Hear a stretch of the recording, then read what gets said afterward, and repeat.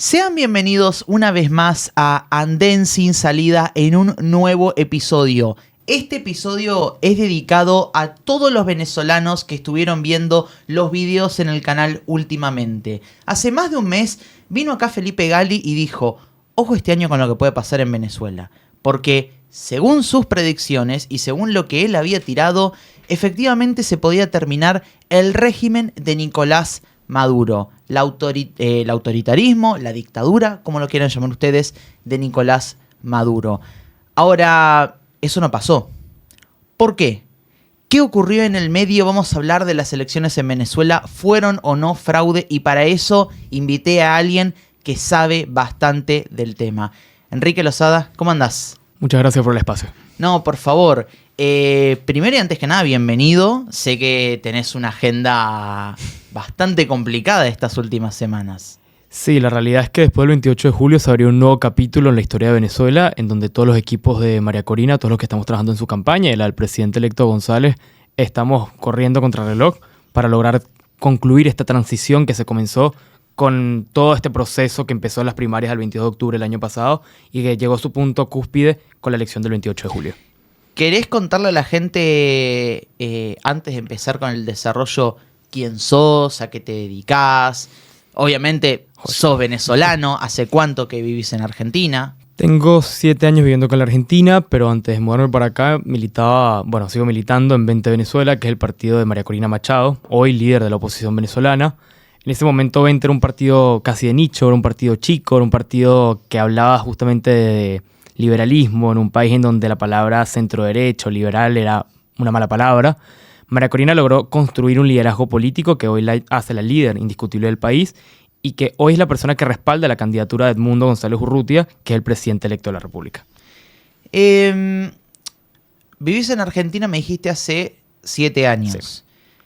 ¿Cómo fue la decisión de venir al país? En mi caso era chico, estaba recién terminando la primaria, estaba por empezar la secundaria y mi familia decidió tomar esta decisión tan grave en un momento muy difícil que fue el año 2017. El año 2017 en Venezuela culminó con más de 150 muertos en protesta y la salida forzada de 4 millones de venezolanos del país. O sea, fue el año... Tú le preguntas a cualquier venezolano qué piensa el año 2017 y probablemente sea un trauma. En mi caso pude emigrar con mucha normalidad, pero con varios familiares bajo persecución política. Esa fue la decisión, eso fue lo que nos obligó a tomar la decisión de emigrar por poco. Estaba Macri acá, era un gobierno afín, Argentina le abrió siempre las puertas a los venezolanos y bueno, acá estamos 7 años después. ¿Y cómo fue este tema de empezar a militar con Corina Machado? Porque obviamente sos joven vos, y ¿cómo fue toda esa decisión de decir: vamos a empezar a militar a Corina Machado? ¿Y por qué a Machado y no a otros líderes de la oposición venezolana?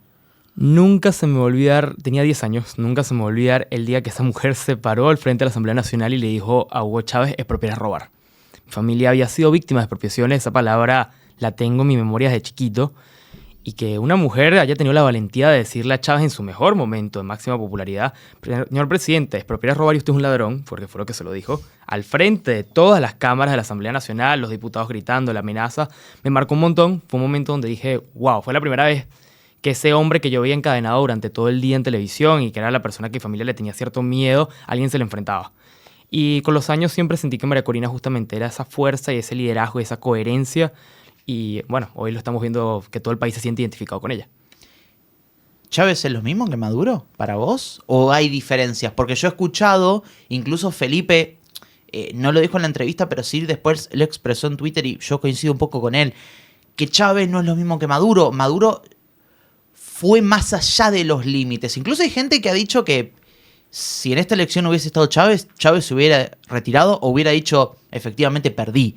¿Vos crees eso? ¿No crees eso? Chávez era una persona con una capacidad histrónica enorme. O sea, era una persona que tenía una capacidad de envolvimiento única. Dicho eso, Maduro es el legado de Chávez. Yo creo que Chávez tuvo la suerte, incluso voy a decir, de morirse en un momento donde el país empezó la declive. La debacle no la vio. Él se murió en un momento donde aún la situación del país no estaba al borde del abismo. Maduro le tocó empezar a gobernar con el país ya en el borde del desastre. O sea, Chávez nunca tuvo que pagar los platos rotos de su administración, los pagó Maduro. ¿Quién sabe qué hubiese hecho Chávez en estas circunstancias? Chávez llegó a la vida política de los venezolanos dando un golpe de Estado donde murieron más de 100 personas. ¿Quién te dice que Chávez hubiese retirado? Algunos dicen que sí, algunos dicen que no. Yo soy los que creen que Chávez fue una persona que en su gobierno tuvo presos políticos, hubo muertos por causas políticas, así que la verdad, eso de que tan distinto hubiese sido no lo compro. ¿Y considerás o cómo fue todo este proceso de campaña, ¿no? Porque fue un proceso muy largo, con varios cambios en el camino, porque empieza al principio, Corina Machado era una de las candidatas de las internas de la oposición, termina siendo electa, pero ¿ustedes sabían que a Corina Machado la iban a proscribir? María Corina, el juego de la proscripción siempre estuvo, incluso en el único debate que hubo entre todos los precandidatos, que fue un debate muy fructífero. Fue la única vez que haya habido un debate tan amplio en Venezuela de candidatos presidenciales. Se habló justamente el tema de los candidatos que estaban proscriptos o que tenían situaciones ante la justicia chavista. María siempre fue muy clara, acá no estamos escogiendo un simple candidato presidencial, se está escogiendo un liderazgo. Hoy por hoy, nadie discute que María Corina es la líder del país. Sacó 93% de los votos en las primarias y es la única dirigente en Venezuela con un saldo positivo de más de 30-40 puntos en imagen positiva. Entonces, evidentemente, ella previó muchas cosas. Justamente su liderazgo ha estado caracterizado por eso, una capacidad de previsión de lo que va a ser el chavismo. Ella se postuló el 22 de octubre a las primarias como la líder del país. La líder podía incluso ser candidata, a ser la líder de equipos técnicos, pero ella se candidateó como una líder más que como una simple candidata presidencial. ¿Y por qué Edmundo? Porque obviamente yo creo que la oposición tenía diferentes armas, diferentes formas de proceder en la elección venezolana. Por un lado podrían haber dicho, bueno, sí, nos abstenemos de votar, no voten, no le den legitimidad al régimen de Maduro. Sin embargo, sorprendió Corina y dijo, vayan con Edmundo. ¿Por qué Edmundo al final? La realidad es la siguiente, María Corina siempre se caracterizó, ella es experta electoral de una forma muy clara. Ella fue la fundadora de Súmate. Súmate fue la primera ONG que demostró con pruebas claras que el chavismo jugaba mucho con el sistema electoral y fue la primera ONG que logró hacerle frente al fraude chavista. Entonces ella tenía todo ese background, por decirlo de algún modo, electoral, y ella conoce el sistema, y conociendo el sistema durante muchos años fue creyente de que lo mejor era abstenerse porque la oposición no tenía ni los liderazgos ni los mecanismos para luchar en contra del fraude que cometía el chavismo. En esta elección llegamos a un escenario muy diferente. La realidad es que los partidos políticos, justamente unificados bajo su liderazgo, comenzamos el trabajo en el comando. Todos los partidos que conformamos hoy el comando con Venezuela estamos bajo el liderazgo de María Corina. Y también empezaron los comanditos. Los comanditos eran grupos de organización ciudadana de entre 10 y 15 personas que estaban encargadas de ayudar a la campaña, ser testigos electorales, y con eso se armó algo llamado la Red 600K. O sea, nosotros tuvimos 600.000 fiscales el 28 de julio que cubrieron cada mesa del país y que fueron los que recolectaron las benditas actas que tanto hemos escuchado esta semana. Esas actas hoy por hoy son un símbolo de democracia en Venezuela porque fue la primera vez en 25 años que la oposición tiene las pruebas claras para confirmar el fraude. Eso con respecto a por qué participar en la elección. Y también esta elección fue enfrentar muchos obstáculos. El primer obstáculo justamente es la candidatura. Inconstitucionalmente inhabilitan a María Corina.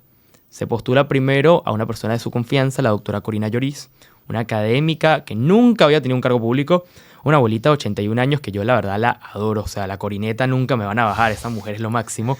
Una persona de la academia que no tenía background político, la inhabilitan, nunca supimos por qué la inhabilitaron. Legalmente ya no está inhabilitada, pero el día que se fue a inscribir, el sistema se cayó. Literalmente se cayó el sistema. ¿No? Casualmente ese día el CNE decía que el sistema colapsó, se cayó.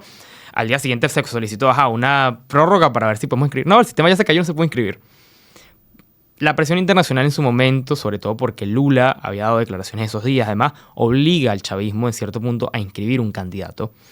Se inscribe Manuel Rosales, por un lado, que es un gobernador del Zulia, que sería como el Córdoba de acá Argentina, gobernador de una provincia con mucho poder y uno de los únicos opositores gobernadores. Y se inscribe Edmundo González. Edmundo González era el presidente de la Mesa de la Unidad Democrática, que era la tarjeta por la cual se iba a postular originalmente María Corina. Era un diplomático de carrera. Sí, incluso, perdón que te interrumpa, tengo entendido que fue embajador de Hugo Chávez.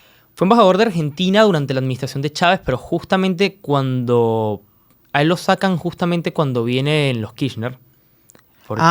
Exacto. Claro. Él sale justo en el año 2001-2002, o sea, sale con Duhalde ya la presidencia. Sí. O sea, Chávez lo manda a sacar justamente previniendo lo que se venía. Bueno, Antonini Wilson lo reconocemos todos del caso. Edmundo justamente se retira en esa época como diplomático de carrera y se une como uno de los dirigentes principales de la MUD, pero detrás de la sombra. Edmundo nunca fue candidato a nada. Esta es la primera vez que es candidato a un cargo público. Tiene una larga carrera al servicio del Estado, pero desde la parte diplomática. Y claro, fue un reto para nosotros. Nadie sabía quién era Edmundo. Por suerte tiene un nombre que fue excelente para el marketing. Pero la realidad es que Edmundo González es una figura que siempre estuvo ahí, pero detrás de la sombra. O sea, era el que coordinaba en parte la oposición, más nunca fue la cara visible de la oposición.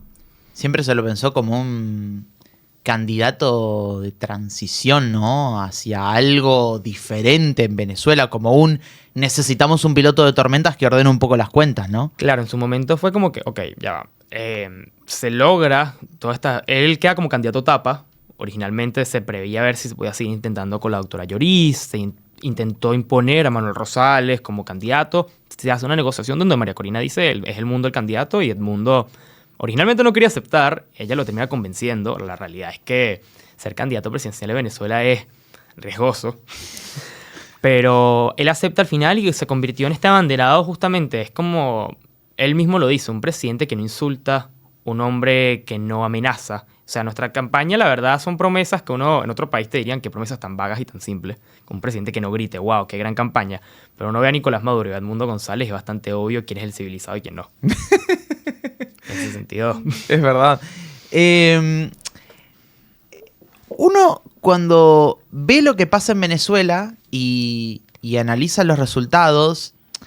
Quien es inexperto dice, claramente hubo fraude. Uno que ya estudia la situación sabe por qué.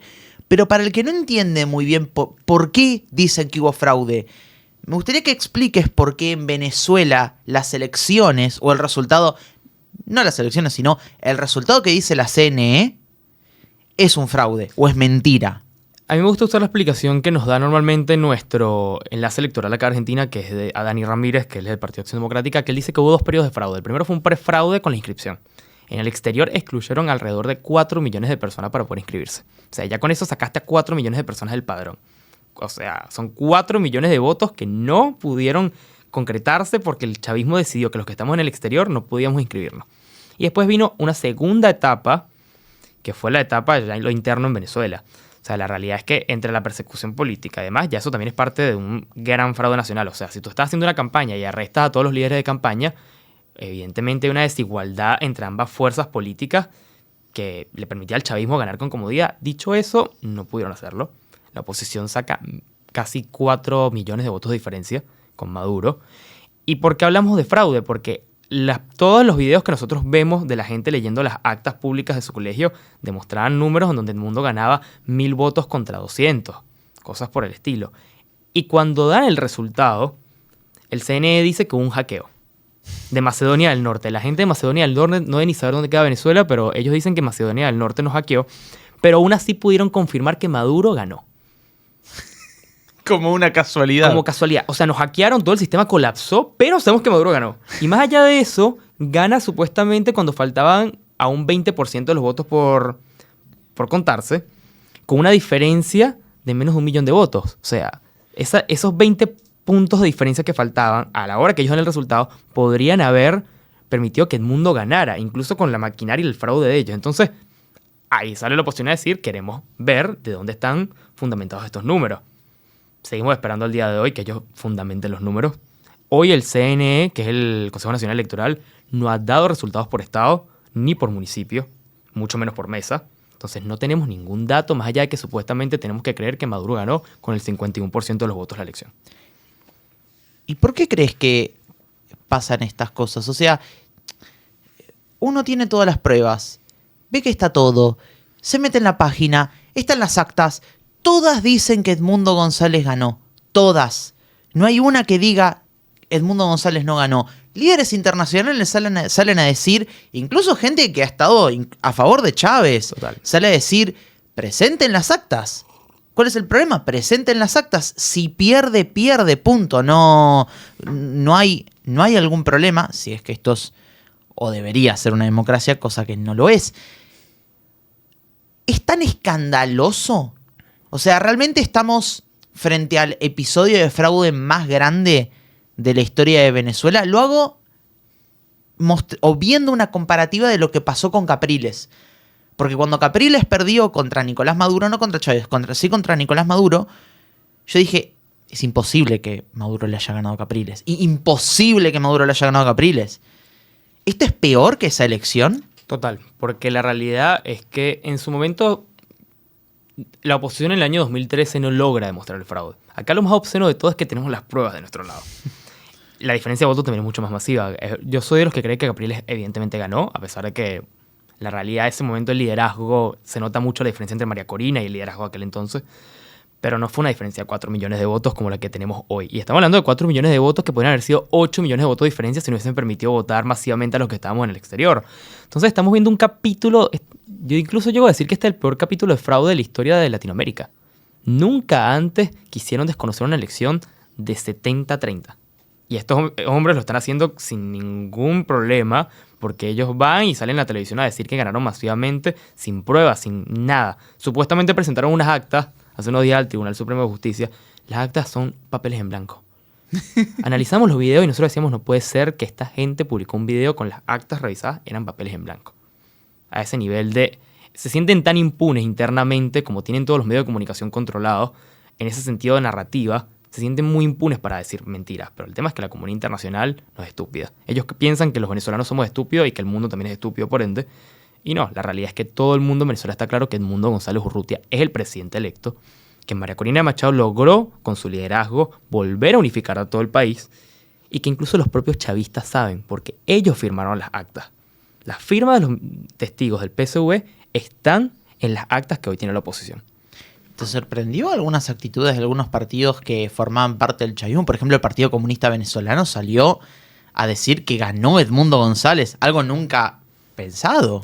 La realidad es que hay un sector de la izquierda venezolana que está bastante claro y consciente que lo mejor que puede pasar es una salida de Nicolás Maduro, entre esos el PSV y otros partidos minoritarios, el MAS, el Movimiento del Socialismo, que siempre fue históricamente el partido más grande de la izquierda durante la democracia previa al chavismo, también apoyaron a Edmundo, incluso apoyaron la candidatura de Edmundo.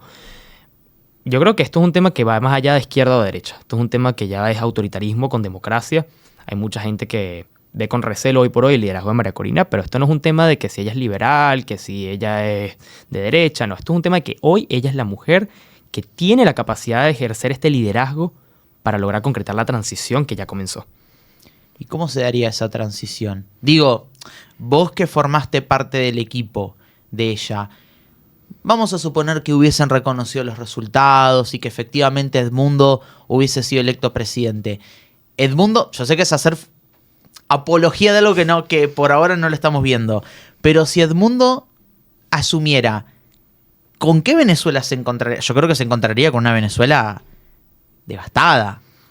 Total, Venezuela está devastada en este momento. La realidad es que la economía es un desastre. Políticamente el país sufre una crisis demográfica enorme. Se fueron casi 8 millones de personas.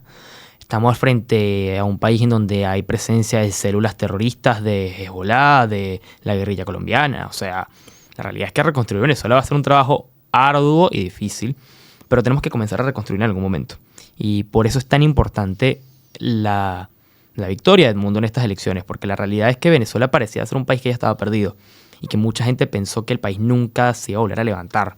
Y la verdad es que nunca voy a olvidar un recorrido en específico. El estado Portuguesa, un estado en el interior del país, en el centro del país, extremadamente rural, uno de los estados más pobres de Venezuela, donde en el año 2015 que la oposición gana las elecciones parlamentarias, el chavismo saca el 70% de los votos en Portuguesa. O sea, un estado chavista rojo-rojito, como decíamos allá. Cuando María Corina fue a Guanare, que es la capital de ese estado, y yo vi que salió tanta gente esperanzada, dije, wow, definitivamente, ese fue el día donde me convencí que íbamos a ganar y que el país había cambiado para siempre. O sea, María Corina y su liderazgo y todo lo que se logró a través del comando, logró esperanzar a la gente de que el país podía cambiar. Y logró esperanzar a estos estados históricamente chavistas. Dicho eso, la jefa de nuestra campaña en Portuguesa, María Oropesa, una gran dirigente de evento, hoy está presa. La arrestaron justamente porque el chavismo no supera que en Portuguesa Edmundo González haya sacado el 60% de los votos. O sea, el castigo de ella ahorita, que está presa o en el helicoide, es porque logró transformar un Estado 70% chavista a un 60% opositor. Y así está la situación en Venezuela. La realidad es que, por mucho que ellos quieran ocultar la situación, Venezuela cambió para siempre.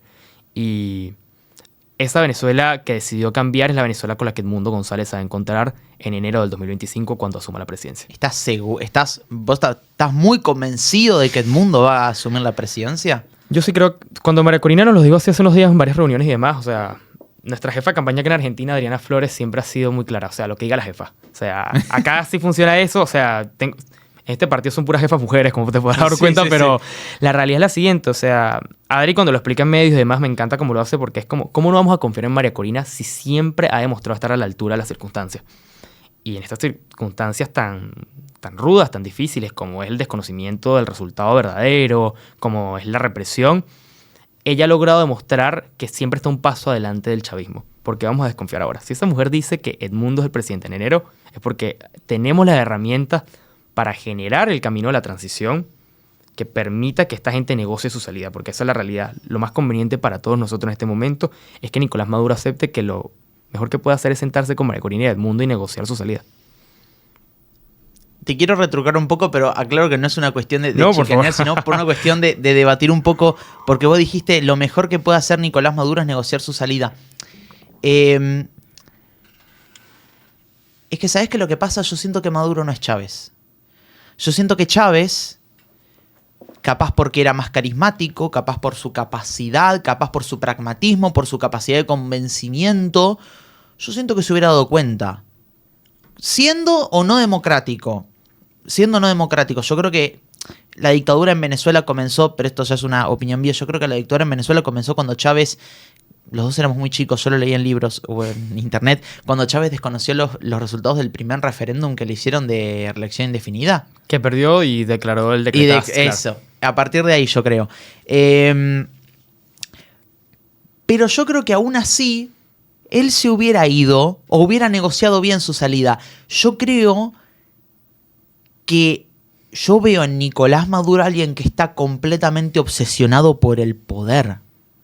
O sea, alguien que nunca... Si a mí me preguntan quién es la persona que más obsesionada está con el poder a nivel mundial, y yo diría Nicolás Maduro. Porque Maduro ve el poder como su único método de supervivencia. La verdad, creo que el lenguaje corporal de Maduro el día que gana supuestamente las elecciones, era un hombre que estaba como acabado. O sea, yo veía a Maduro y decía, tipo, esto no es el chavismo normalmente cuando gana elecciones. El chavismo ganaba elecciones y era una fiesta de 3 días en la sede, en Palacio de Miraflores se convertía en una fiesta de 3 días. Acá era una actitud como cansada de el que sabía que había perdido una elección y se la estaba robando. Y la misma actitud se dio al día siguiente cuando el CNE de manera apresurada lo decreta presidente. Porque la realidad es que el CNE al día siguiente de la elección lo confirma como presidente electo, cosa que nunca había pasado en la historia de Venezuela. Que el ente electoral declaró un presidente electo sin hacer una sola revisión de actas. Más allá de todo eso, María Corina siempre ha sido muy clara. Acá nadie se chupa el dedo. Acá nadie es chiquito, acá nadie está jugando a los carritos, como diría ella. Nosotros tenemos que generar los mecanismos que obliguen a Maduro a sentarse en una mesa y a negociar. Y esos mecanismos, el primer mecanismo justamente es demostrar que hizo fraude. El segundo mecanismo es seguir demostrándole a la comunidad internacional que nosotros estamos dispuestos a seguir presionando para que se reconozca el verdadero resultado. Las manifestaciones que hubo este sábado pasado fueron increíbles. La realidad es que en Bogotá salieron miles de venezolanos, lo mismo en todo Brasil. Y bueno, acá en Argentina tuvimos 25.000 personas en Buenos Aires. Entonces, estamos demostrándole al mundo que los venezolanos no nos vamos a quedar de brazos cruzados y que no piensen que nos vamos a quedar tan tranquilos si ellos planean reconocer a Nicolás Maduro por 6 años más. ¿Vos pudiste votar? Yo pude votar, fui uno de los pocos afortunados acá en Argentina. Hubo mucha gente, leí que el día de las elecciones hubo mucha gente que se quedó sin votar y que se quedó afuera de la embajada, ¿puede ser? La realidad es que la embajadora en su momento acá es una funcionaria, fue gobernadora incluso en Venezuela. Es una persona muy chavista, una persona que no respeta en lo más mínimo lo que puede hacer la vida diplomática. Y acá en la Argentina nosotros nos enteramos, finiquitamos de saber los detalles de cómo iba a ser la elección a menos de una semana. O sea, una semana antes fue que nos llegó el primer padrón, es que nos explicaron bien cómo íbamos a votar, porque en Venezuela se vota con máquina, que en el exterior votamos con papel. No nos dieron la más mínima explicación de nada. Y fue una noche muy larga porque la realidad es que en Venezuela Chávez en su momento puso una medida que obliga a que en el exterior se pueda contar los votos una vez haya llegado el primer boletín en Venezuela. Todo esto para evitar que la primera matriz de opinión que saliera fuera la de las embajadas en el exterior, donde siempre ganaba la oposición. Entonces, acá empezamos a contar a eso de la 1 de la madrugada, creo, 12, 1 de la madrugada, que fue cuando dieron los resultados en Venezuela. Nuestros testigos salieron recién a las 4 de la madrugada. Literalmente éramos el equipo del comando, o sea, nuestro electoral, Dani, Adriana, que era la jefa de campaña, bueno, yo del de comunicaciones, y éramos como 3, 4 personas más esperando a nuestros testigos, que se quedaron hasta las 4 de la madrugada bajo la amenaza de todo lo que le dijeron, mucha presión psicológica. Entonces la realidad es que en el exterior también fue muy rudo para votar, e igual acá en Argentina le pudimos dar 1000 votos a Edmundo, Maduro tan solo sacó 60. O sea, ¿sacó 60 votos Maduro? Sí, supongo que el embajador y la familia habrá votado. Y aún así llegó a 60 votos. 60 votos, sacó 60 votos, y los alacranes, que son los candidatos, la oposición preta-porté que se inventó Maduro, por decirlo de algún modo, habrán sacado 10, 15 votos. O sea, la realidad es que Edmundo ganó por paliza en el exterior. ¿Por qué vos crees que vos, Corina, Edmundo, la oposición venezolana, la mesa unitaria, ¿por qué realmente cree que Edmundo González va a asumir? Porque yo, hace poco, en estos debates de politólogo que tengo con amigos, yo decía, y lamentablemente lo digo, yo veo 2 salidas en Venezuela. Opción 1, Maduro sigue 6 años más. U opción 2, los militares toman el poder. El día que los militares se le den vuelta a Maduro, ahí pueden llegar a terminar con todo. Yo no veo ninguna de las 2 salidas como positiva. Y aún así, a pesar de estas 2 salidas que yo planteo, muchos de ustedes dicen, no, Venezuela va a salir democráticamente. Yo tengo, democráticamente es muy amplio, una palabra, o por lo menos en una forma un poco más prolija que un golpe de Estado. Prolijo institucional. Institucional te lo digo porque hace unas semanas Edmundo y María Corina publicaron un documento donde hablaban a la familia militar y le pedían justamente a estos familiares de militares que le explicaran a sus familiares que lo mejor que podían hacer era reconocer la voluntad popular.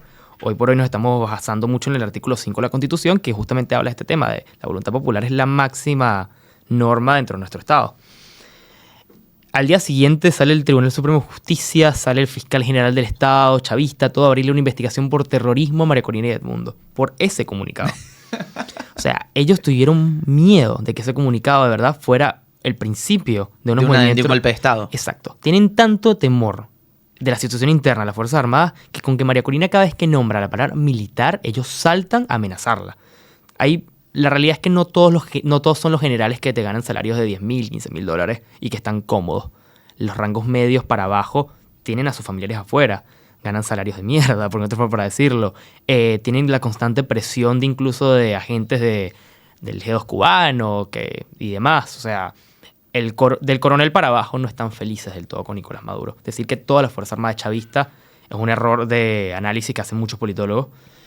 Y que hoy por hoy hay que entregar los mecanismos para que ellos cumplan su deber constitucional. Acá no estamos hablando de golpe de Estado, es reconocer su deber constitucional, de reconocer la voluntad general de Venezuela, que es que Edmundo González Urrutia es el presidente electo de la República. ¿No los ves a las Fuerzas Armadas dándose vuelta y diciendo, bueno, Nicolás, hasta acá llegaste? Yo veo que hoy por hoy la oposición está generando los mecanismos para que las Fuerzas Armadas reconozcan su deber constitucional, que es reconocer a Edmundo González. ¿Cómo sería una transición de Nicolás Maduro a Edmundo González? Lo ideal es que sea ordenada, pero eso lo tiene que decidir Nicolás. Bueno, eso va a ser muy difícil, ¿eh? Lo ideal sería que va a ser muy difícil. Y te estoy hablando desde un país, vos ya lo conocés, hace 7 años que estamos acá. Las transiciones acá, dentro de lo que podría ser una transición, son bastante ordenadas acá en comparación con otros países. Total. Pero estamos hablando de una dictadura, de un autoritarismo total, como es Venezuela. Total. Yo en lo personal no veo un juicio de las juntas. No veo un nunca más de manera cercana o rápida. En ese sentido sí no lo veo sucediendo. Siento que hoy por hoy, en parte, el venezolano aceptó que Nicolás Maduro, si negocia su salida, va a ser con un cierto grado de impunidad. Eso es triste, pero la realidad es que hoy por hoy el mandato que se le dio a María Corina el 22 de octubre, ella siempre ha sido claro, es sacar a estos tipos del poder. Y hay que sacar a estos tipos del poder. Y si para sacarlos del poder hay que sentarse a negociar y que ellos pacten ciertos beneficios para ellos, una Venezuela post-chavismo, obviamente ella sabrá qué términos se aceptan y cuáles no. Pero hoy por hoy yo creo que en el país su foco es que ellos salgan. La justicia transicional y toda esa parte una vez que Edmundo sea presidente. ¿Lo ves a Maduro sentándose a negociar? ¿O sentís que no le queda otra? Exacto, hay que generar las circunstancias para que no le quede otra. Porque él también está muy claro que 6 años gobernando a base de represión es muy difícil. Hoy le puede salir bien. Y ni siquiera le está saliendo bien del todo. Porque si tienes 2.000 personas presas en el Helicoide y en otras cárceles del país, tienes a millones de venezolanos amenazados. Y aún así la gente tiene el valor para salir a la calle, como salieron el sábado, es porque el miedo no está funcionando del todo. O sea, hay un sector de la sociedad civil que no está dispuesto a soportar 6 años más de Nicolás Maduro. ¿A los venezolanos les gustaría volver a su país? Vos, por ejemplo, si se fuese Nicolás Maduro, ¿te gustaría volver o decís, ya me encariñé tanto con este país estando hace 7 años que Es complicado. me quedo? La realidad es que siento que hay mucha gente que no va a volver. Y eso es totalmente válido porque la realidad es que el chavismo nos expulsó a 7 millones de manera muy forzada. Y hay gente que reconstruyó su vida además. En mi caso, creo que, no sé, hoy por hoy te lo digo y me preguntas, la verdad es que aún no sé, pero creo que lo más lindo sería, por ejemplo, que todos esos venezolanos que formaron familia, además sus hijos puedan conocer por lo menos Venezuela. O sea, que conozcan las playas, que conozcan la cultura de sus papás. En mi caso tengo familiares acá que, bueno, evidentemente mis hermanas tienen, mis sobrinos son argentinos, mi hijado es argentino y no conocen Venezuela. Me encantaría que conozcan el país de sus papás. Quiero pasar a un tema referido a Venezuela que es algo que siempre se mencionó y me gustaría que alguien del país y que que estuvo al tanto de una campaña política principalmente, lo comente principalmente. ¿Venezuela está dolarizado? ¿Sí o no? Porque es algo que nunca entendí muy bien. Yo vi muchos videos de gente yendo a Venezuela y explicando cómo, si bien vos vas al ticket de un supermercado y aparecen bolívares, y si bien existe el bolívar billete ya no tiene nada de valor a tal punto en donde vas a un McDonald's y está en dólares. Vas a cualquier otro local de comida rápida, está en dólares. Total. Vas a cualquier restaurante de cualquier ciudad de Venezuela, está en dólares. ¿Venezuela está dolarizado o no? Venezuela está con una especie de dolarización de facto. No hay otra forma para explicarlo porque la realidad, como diría nuestro presidente argentino Milei, el mercado siempre se regula solo en cierto punto. Sí. En un punto es que la realidad es que el bolívar, que hay un nivel de depreciación tan alto, el 30-40% del país en su momento dependía de remesas que enviábamos los que estamos en el exterior a Venezuela. Entonces llegó un punto donde para qué voy a cambiar el dólar que me están mandando desde afuera por bolívares, si el bolívar igual se me devalúa, prefiero pagar directamente en dólares. Y eso armó una especie de mercado negro que terminó ampliándose a todo el país y en donde el chavismo tuvo que aceptar en un punto que frente a la debacle del bolívar, lo mejor que les correspondía para las transacciones del día a día era aceptar que el dólar funcionara. Eso, Venezuela teníamos un régimen que hasta hace un par de años prohibía el uso del dólar de manera pública y que hoy por hoy los propios chavistas hablan de los bonos de la patria en dólares. O sea, es una locura que el chavismo hoy por hoy tiene el país manejado bajo un estado de mercado negro raro y no han terminado ni siquiera de reglamentar esta dolarización de facto. O sea, todo lo que es relativo a la economía en Venezuela funciona de manera sobrevivamos. Vamos a sobrevivir, no sabemos cómo, o sea, aquí no hay una reglamentación, no hay una explicación de una economía en nada. O sea, a María Corina muchas veces le han preguntado respecto al plan económico y ella dice que es lo más complicado de definir, porque no sabemos cómo está. O sea, todos sabemos que el país está en un desastre, pero no sabemos en qué profundidad es el daño, las deudas que tenemos con China, nadie sabe cuántos son. O sea, y todo eso lo tiene que pagar el próximo gobierno, sea quien sea. O sea, nosotros hoy por hoy no sabemos cómo está la situación de PDVSA, que es la principal estatal petrolera. O sea, la realidad es que sabemos que el país está destruido, pero no sabemos aún el nivel de profundidad de destrucción que estos tipos dejaron. ¿Crees que Venezuela sobrevivió durante todo el chavismo, por lo menos? ¿O que gran parte del chavismo en Venezuela, no tanto el madurismo, sino con Hugo Chávez, sobrevivió por el petróleo? O sea, fue gracias a PDVSA, porque si no, no hay otra forma de explicarlo. Eso fue un milagro petrolero, o sea, el barril de petróleo con Chávez llegó a más de $100. O sea, una locura de lo que fue el nivel de... Chávez llegó a manejar más de $1.000 millones solamente él en gasto discrecional como presidente de la República. O sea, nosotros le financiamos la campaña, toda la marea rosa de los 2000 se fue financiado por el petróleo venezolano. O sea, hoy por hoy que Lula esté bastante callado o que esté jugando esta posición medio extraña o que Petro o la propia Cristina acá en Argentina tengan esta posición tan extraña de querer desligarse, pero saber que si lo hacen del todo están perdiendo también un aliado que en su momento les financió las campañas. Aunque te nombraba, Antonini Wilson fue un caso acá muy claro. O sea, Antonini, ¿de dónde creen que salió esa plata? De PDVSA. Lo mismo, el PT recibió millones de de dólares del chavismo cuando Lula gana la primera vez. Dilma fue una aliada excepcional, Evo Morales, Bachelet, Ollanta, Petro, Correa. O sea, la realidad es que Venezuela pagó la fiesta de todo el mundo durante años, y cuando el barril de petróleo bajó, la inflación empezó a subir y demás, justamente se muere Chávez y le toca a Maduro resolver toda la crisis económica que vino del mal uso del dinero durante el chavismo. ¿Te molesta la posición de... Perdón, ¿quería decir algo más? O, No. ¿no? ¿Te molesta la posición de algunos líderes de Latinoamérica respecto a lo que ocurrió en Venezuela? O sea, obviamente la posición del presidente argentino, la posición del presidente de Uruguay, no iba a sorprender, porque era obvio que iban a hacer lo que hicieron. Pero, por ejemplo, a mí la posición de Lula me sorprendió, porque yo creo que hubiera llegado a un punto en el que le hubiera dicho, mirá, campeón, retírate, ya está. Lula, yo siento que es una persona extremadamente pragmática, para bien y para mal, porque hoy por hoy, si algo le podemos agradecer al gobierno de Brasil, es que las 6 personas que están resguardadas en la embajada argentina hoy están bajo protección de Brasil. Entonces tenemos una situación que es rara para nosotros, porque la verdad nos encantaría a veces que Lula capaz sea un poco más contundente, pero al mismo tiempo está protegiendo a nuestra gente de la embajada. Entonces, yo siento que Lula hoy por hoy es un canal de diálogo, uno de los pocos canales de diálogo que Maduro mantiene abierto, y él estará jugando su estrategia. Lula siempre cae de pie.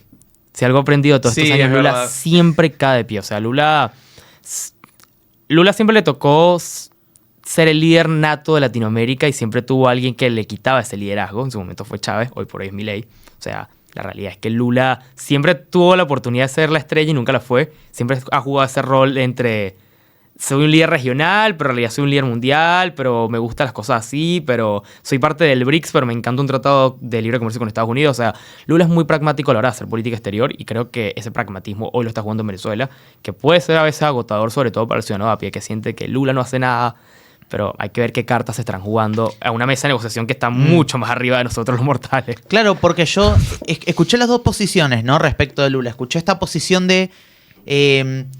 no, Lula está jugando con su amigo Maduro porque quiere salvarlo, porque quiere darle exilio, además.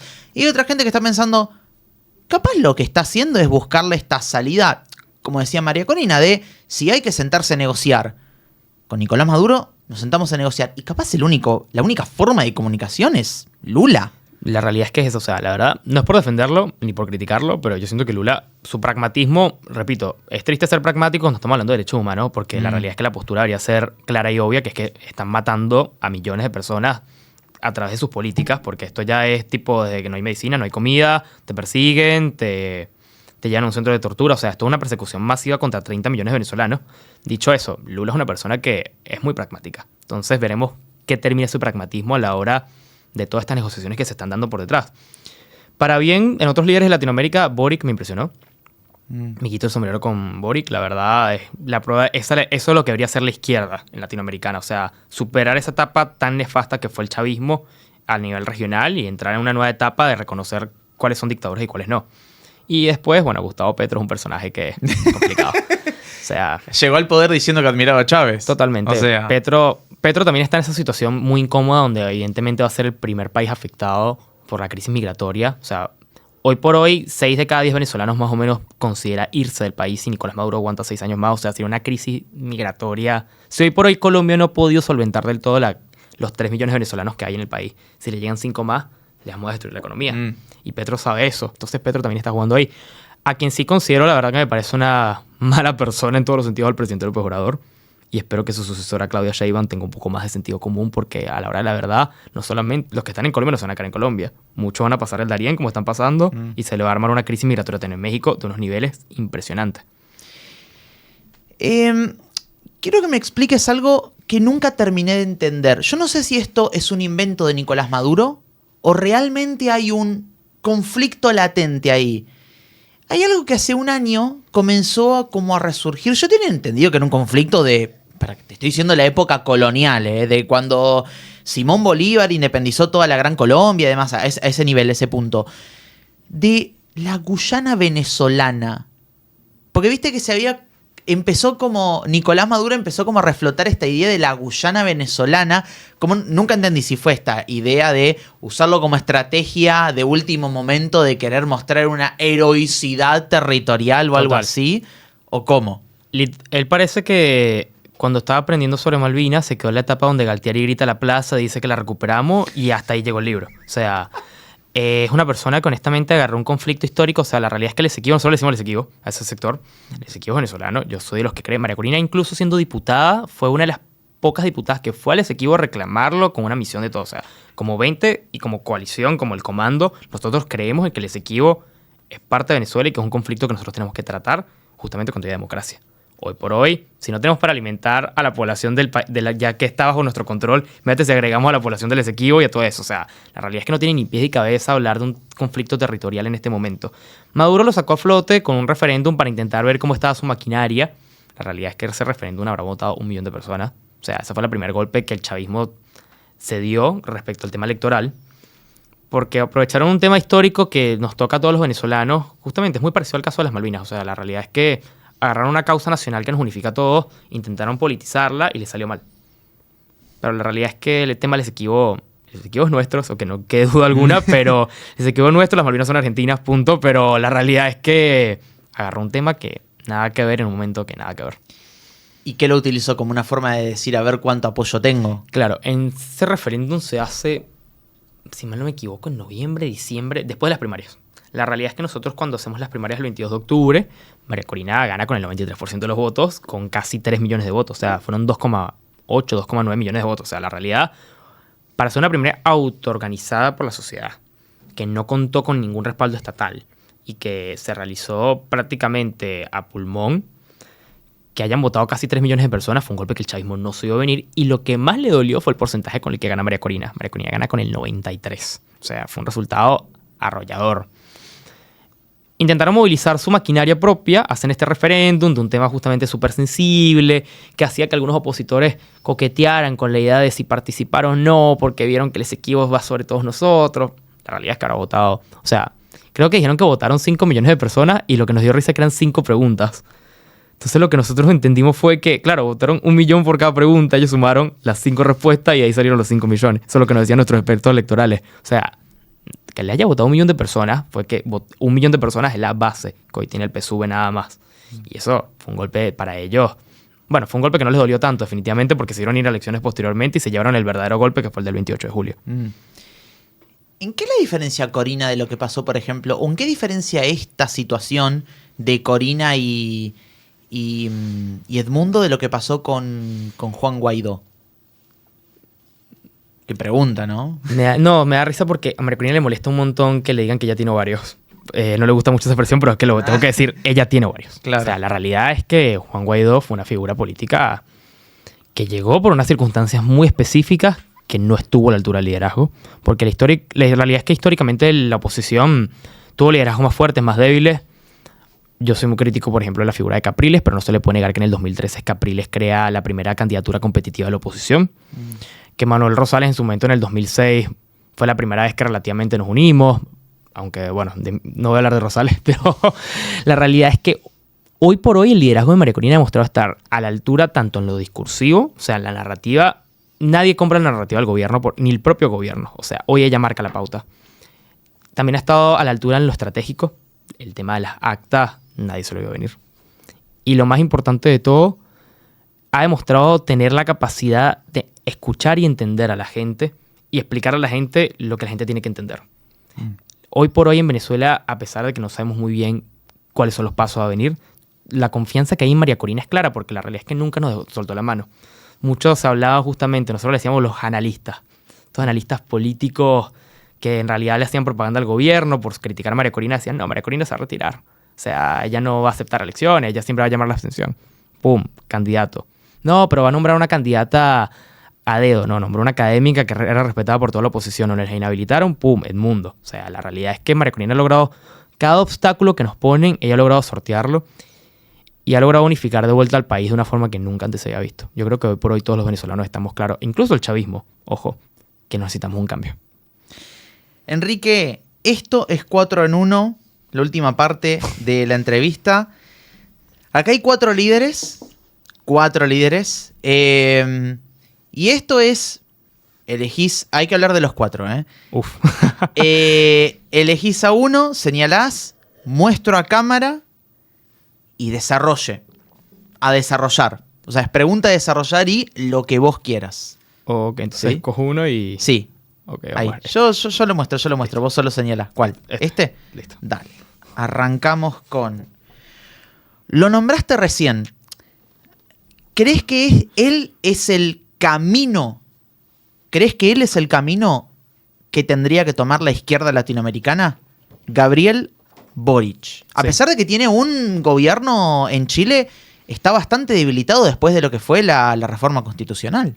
No, total. Obviamente el problema interno de Chile, bueno, es una situación que lo tienen que ver los chilenos. Y dijo, casi 700.000 compatriotas venezolanos en Chile, espero que estén bien, pero la realidad es que Boric, hoy por hoy incluso tengo entendido que tiene problemas en su propia coalición por la postura que tomó respecto a Venezuela, y eso se lo rescato un montón. La verdad, esto no es un tema de derecha-izquierda. O sea, si la dictadura en Venezuela fuera un tema de derecha, a mí me gustaría que también los líderes de derecha hablaran como habló Boric con la izquierda venezolana en este momento. O sea, la realidad es que Maduro viola derechos humanos y no está revisando si eres de tal partido o si piensas de izquierda o derecha. No, Maduro, si tú estás en el medio de un capítulo de represión, te va a reprimir igual. Y él lo entendió. ¿Por qué?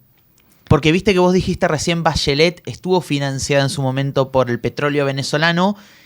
Él siendo más a la izquierda, estando más a la izquierda que Bachelet, no se posicionó así. Incluso si Bachelet tuviese que volver a Chile, creo que se posicionaría bastante parecido a él. De Bachelet lo voy a rescatar que cuando fue alto comisionada fue bastante clara y concisa y dio unas declaraciones bien fuertes en contra del chavismo. O sea, la realidad de todos los presidentes que recibieron el financiamiento de la marea rosa chavista, la única que siempre fue bastante clara de que muchas gracias por tu dinero, pero la realidad es que esto es así, fue Bachelet. Y creo que justamente Boric retoma esa tradición de la izquierda chilena de decir, mira, esto es un tema muy complicado, hay unas violaciones de derechos humanos muy claras, las pruebas son bastante claras, y más allá de obviamente el sentido humanista que uno puede pensar de esto, creo que también es un tipo muy hábil porque sabe que electoralmente le conviene un montón. O sea, justamente tienes 700.000 venezolanos haciéndote campaña diaria en contra de tu ideología, hablando peste del chavismo. Si tú te posicionas al lado de eso, tienes a 700.000 ciudadanos que van a estar encargados de hacerte campaña electoral diariamente en contra tuya. Entonces, hoy por hoy siento que subió punto de popularidad después de las declaraciones respecto a Venezuela. ¿Crees que tiene chances? Bueno, él no, pero ¿crees que el candidato que ponga la coalición de Boric tiene más chances después de las declaraciones? Tendría mucho menos chances si no hubiese dado esas declaraciones. ¿Algo más que quieres decir respecto de él? La verdad, mi respeto por el momento. Por el momento hay que ver qué pasa. Sí, no me confío en nadie en esta altura. ¿Con quién querés seguir? La primera. A ver. Acá en realidad hay uno solo, pero me gustaría preguntarte a vos si te da lo mismo quién tendría que ganar en Estados Unidos. Porque viste que hay una, para mí es falsa campaña de que uno quiere que Maduro siga y el otro no. Yo creo que los dos quieren que Maduro caiga, con sus diferentes formas, pero yo creo que los dos quieren que Maduro caiga. Acá está Donald Trump, pero yo creo que la pregunta es combinada. Yo creo que pondría a Trump y a Kamala Harris. Ok, la realidad, Trump fue muy claro y muy directo en su presidencia con respecto al tema de Venezuela y justamente creo que una de las razones que no le permitió el avanzar justamente fue el pésimo liderazgo de Juan Guaidó respecto a la política internacional. O sea, la realidad es que el interinato de Guaidó no tuvo una política exterior clara y eso se notó justamente porque si hoy por hoy tenemos esta circunstancia más complicada con Lula, con Petro y demás, en ese momento estaba Iván Duque, estaba Jair Bolsonaro, estaba Macri, estaba recién llegado a la calle Pou, estaba Piñera. O sea, tenías el escenario internacional más favorable para presionar a Maduro por una transición y no lo logró. Trump siento que se posicionó bastante claro con las herramientas que le dieron. O sea, a nivel, llevó a Guaidó a un discurso del Estado de la Unión. O sea, a ese nivel. Pero la realidad es que hoy por hoy yo siento que es una persona que, de tener que retomar el tema de Venezuela, tomaría justamente posturas parecidas a las que ya tomó en el pasado. Kamala Harris siento que es una mujer que, bueno, no sabemos mucho su visión del mundo. O sea, ella como vicepresidenta no ejerció mucha influencia en la política internacional. Decir que el Partido Demócrata es un partido chavista me parece que es una posición extremista que toman ciertos venezolanos, sobre todo en el sur de la Florida. Pero sí siento que el liderazgo de Biden, por lo menos estos 4 años, fue muy malo respecto a Venezuela. O sea, liberaron a los narcosobrinos, o sea, los sobrinos de Maduro, que estaban condenados en Estados Unidos por narcotráfico. Los liberaron justamente intentando lograr una negociación con Maduro, que fue el acuerdo de Barbados. Y ese acuerdo Maduro no hizo nada con él, porque las elecciones no fueron limpias. Uno de los puntos era eliminar todas las inhabilitaciones políticas y María Corina no pudo ser candidata. Entonces, siento que la postura de Biden al menos fue bastante débil. Espero que Kamala, de ser presidenta, justamente retome una postura mucho más firme respecto a lo que tiene que pasar en Venezuela. ¿Te daría igual cualquiera de los dos que gane? Igual, o sea, siento que por lo menos en estas circunstancias actuales ya conocemos a Trump. O sea, Sí. esto es capaz es viejo conocido. La realidad es que sabemos qué va a hacer Trump, no sabemos qué va a hacer Kamala. Quiero creer que gane quien gane, Estados Unidos sabe que Venezuela es un tema de seguridad nacional y que les puede afectar muy directamente que Maduro siga 6 años más, ya sea por el tema migratorio o por el tema justamente, como estaba comentando, Hezbollah está ahí. ¿Considerás que...? Porque viste que él en su momento había amagado con... Si tenemos que mandar tropas, mandamos. ¿Crees que llega tanto? Él. Yo no la veo a Kamala Harris haciendo eso. Yo creo que tomaría más una posición parecida a la que tomó Obama en 2011, 2012. Sobre todo para los republicanos, el tema de seguridad nacional, esta palabra justamente la saco porque sé que el tema de Venezuela está definido así en la plataforma republicana. Es un tema de national security. Y eso es una palabra que, si la usa un republicano, es... O sea, la CIA ya está de estar viendo en dónde van a caer los helicópteros en ese sentido. Entonces, por lo cual, de Trump, no sé, justamente no tuvo un conflicto bélico abierto durante su presidencia. Ahora si llega ahora en enero va a tener varios. 2 abiertos seguro. 2 abiertos seguro, capaz que abrir el tercero. De Trump no sabemos la verdad qué vaya a hacer en ese sentido. Bueno, pasamos al siguiente. ¿A quién? El de arriba. Uy. Qué complicado. ¿Quién será? Si querés, te habilito para que lo putees y digas todas las malas palabras que quieras decir de él, ¿eh? Andrés Manuel López Obrador. Futuro expresidente de México, hoy presidente de México. Gracias a Dios. ¿Ves bien que Sheinbaum llegue antes de que siga él? ¿O por lo menos no crees que Sheinbaum va a tener una postura parecida a la que tuvo él? La realidad es que López Obrador me parece de lo peor que tenemos hoy respecto a Latinoamérica, respecto a política exterior, porque la verdad es un tipo que está viendo la crisis que hay en Venezuela y él decide decir, no, que decía el Tribunal Supremo de Justicia. O sea, como si no estuviera cooptado por el exacto, chavismo. como si la magistrada, como si la presidenta del Tribunal Supremo de Justicia de Venezuela no hubiese sido candidata por el PSUV hace 4 años. O sea, tipo, la realidad es que este hombre no le interesa el tema de Venezuela y se quiere lavar las manos. O sea, y eso es lo que me parece más preocupante. La realidad, hoy Venezuela es un tema que afecta regionalmente a todos los países y él quiere fingir que no, que él está en Suiza. O sea, entonces me parece bien que Sheinbaum asuma. Tengo entendido justamente que en la interna de Morena, que es el partido de López Obrador, que fue el canciller de AMLO, se fue el nombre, fue el candidato principal en contra de Sheinbaum en las primarias del partido. Y si el canciller está tomando esta postura ahorita, algo me dice que capaz Sheinbaum, en un intento de diferenciarse un poco, quizás tome una postura algo diferente. Igual no le tengo mucha fe a ella tampoco. Tengo capaz algo de sororidad femenina, no sé. La realidad es que Morena ha demostrado estar muy por debajo de las expectativas respecto al tema de Venezuela y lastimosamente esto probablemente pueda dañar las relaciones de los dos países durante muchos años porque la realidad es que Maduro tampoco tiene confianza en él. O sea, López Obrador no está ganando nada acá, solamente se está lavando las manos en un momento donde no se tendría que lavar las manos porque la izquierda mexicana fue la única izquierda que no logró llegar con Chávez en el poder. O sea, López Obrador llega ya con Maduro. O sea, ellos nunca disfrutaron de esos vaivenes chavistas de haber gobernado con Chávez al lado.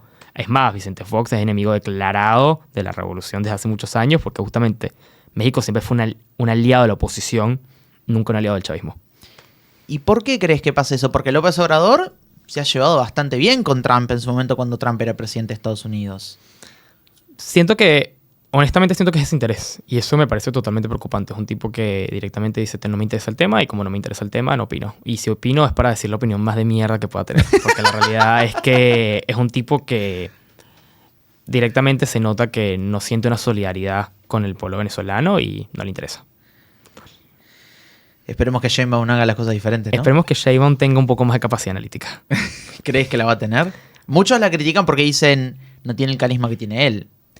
En México tienen ese beneficio de que son 6 años y se van. Entonces siempre eso, no, el sucesor acá no, esto no. Yo siento que no va a ser una presidencia de Alberto Fernández en ese sentido, que vas a tener a López Obrador diciéndole a Sheinbaum qué hacer. O sea, vos sos expresidente, la presidenta por 6 años soy yo.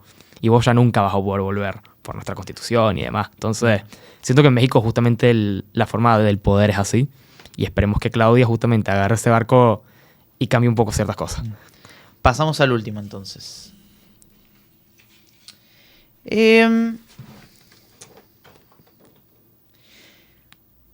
Yo creo que a él le robaron la elección.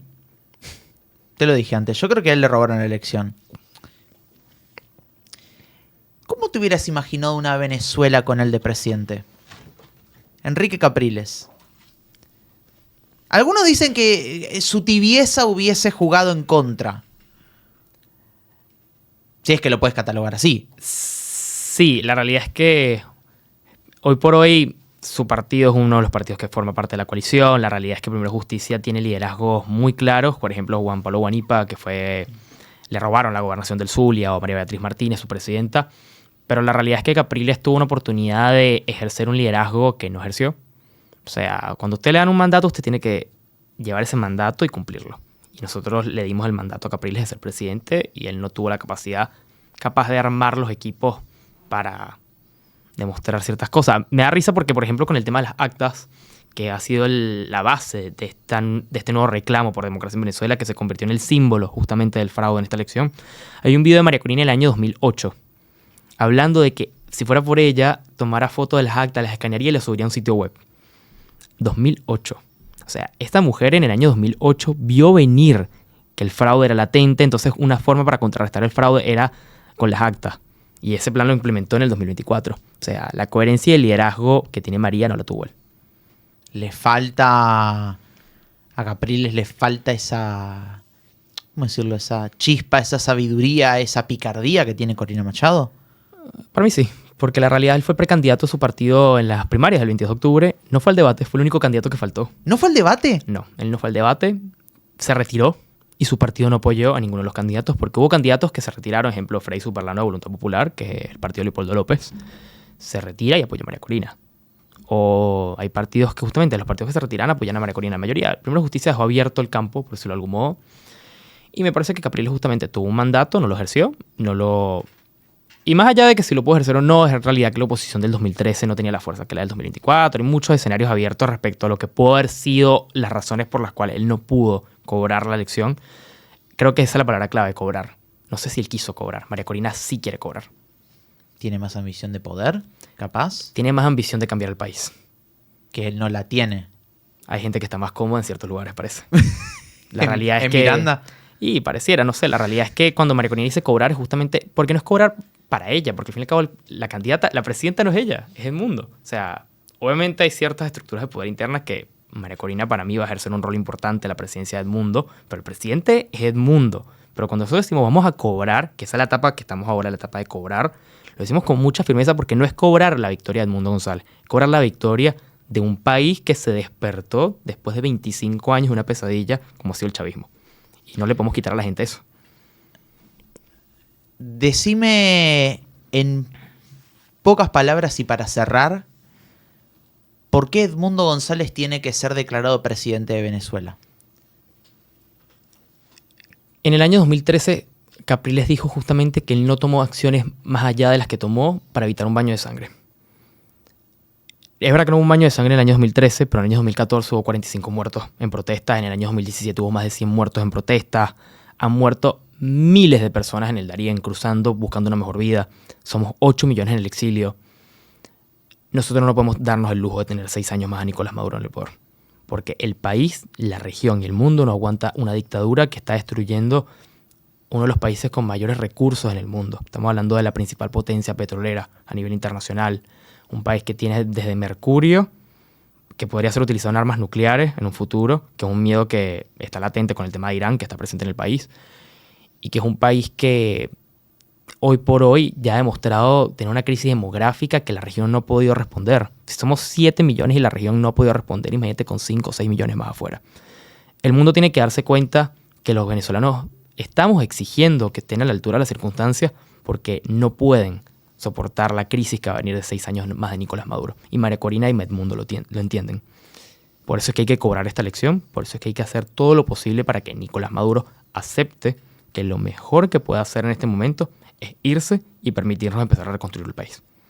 Muchas gracias a ustedes por haber visto este nuevo episodio.